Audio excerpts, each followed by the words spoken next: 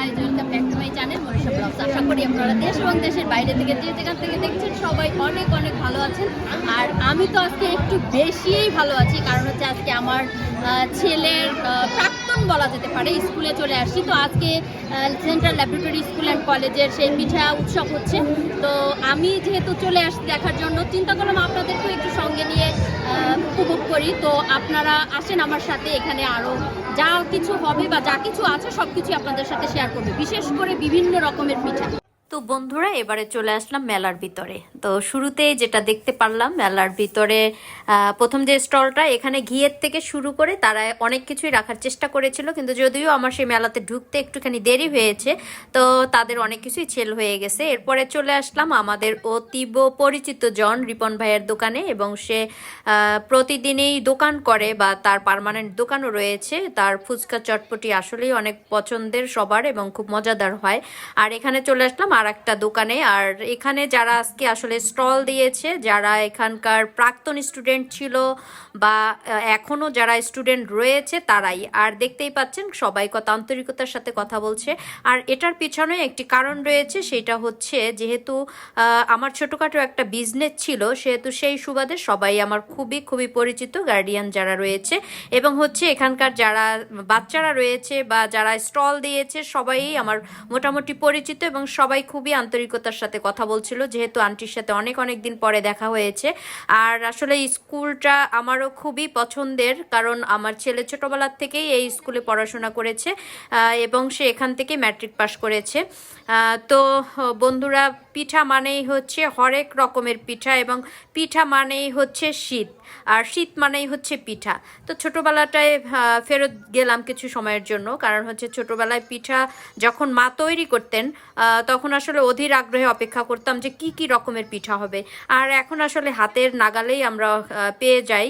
আর এই তো দেখতে পাচ্ছেন যে মেয়েটা, ও খুবই ছোট্ট একটা মেয়ে ছিল, অনেক অনেক দিন পরে ওর সাথে আমার দেখা হয়েছে। তো ওর আম্মুর কথা একটুখানি জিজ্ঞেস করলাম, বা হচ্ছে ওর কেমন সেল হইলো সেটাও জিজ্ঞেস করলাম। আর এইদিকে একটা স্টেজ করা হয়েছে, যেহেতু ছোট ছোট বাচ্চারা এই পিঠা উৎসবে অ্যাটেন্ড করেছে, তো তারা আজকে সেই নাচ গান আবৃত্তি যে যেভাবে পারছে সেভাবে অ্যাটেন্ড করতেছে।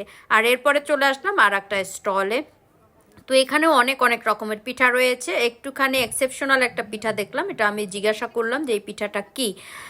তো আপনারা হয়তো বা দেখে গেস করতে পারছেন যে পিঠাটার নাম কি। আসলে এখানে এত এত বেশি পিঠার রকমারি ছিল যে গুণে শেষ করা যাবে না।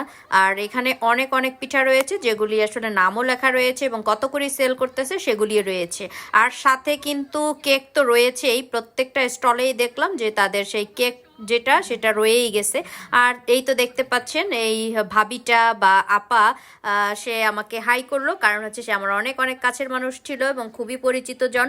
যদিও সে এখানে যারা স্টল দিয়েছে প্রত্যেকেই আমার খুব পরিচিত এবং খুবই ভালোবাসার মানুষ ছিল, যাদের জন্য আমার ব্যবসাটা অনেক অনেক ভালো চলছে এখন পর্যন্ত বা ছিল।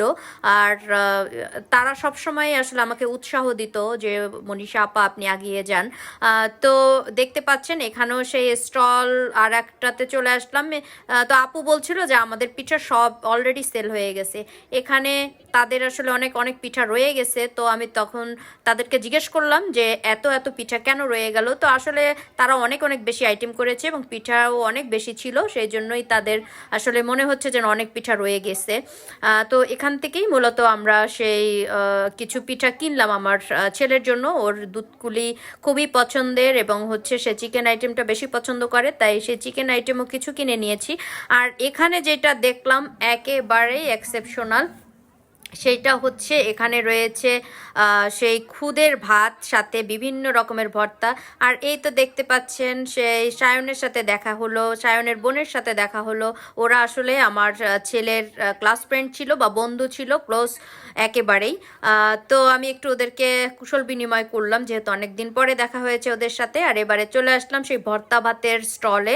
আর এখানটাতে এসে খুবই খুবই ভালো লাগলো যে ও আসলে এক্সেপশনাল একটু কিছু রাখার চেষ্টা করেছে, দিয়েছে, যদি ওর অনেক রকমের ভর্তা ছিল এবং সময়ের অভাবে বা হচ্ছে যেহেতু দুপুর হয়ে গিয়েছে তো সেই জন্য আসলে ভর্তা ওইভাবে খাওয়া হয়ে ওঠেনি। তো সেই কিছু কিছু পিঠা আমরা কিনেছি এবং হচ্ছে এবারে চলে আসলাম আমাদের সেই ওয়াহিদ ভাইয়ের দোকানে। দেখতে পাচ্ছি আমাদের ফেমাস একজন মানুষ, এটা হচ্ছে রুবেল। তো বন্ধুরা, ভিডিওটি আর বড় করতে চাচ্ছি না, দেখা হবে অন্য কোনো ভিডিওতে অন্য কোনো একদিন। তো ততক্ষণ ভালো থাকবেন, সুস্থ থাকবেন।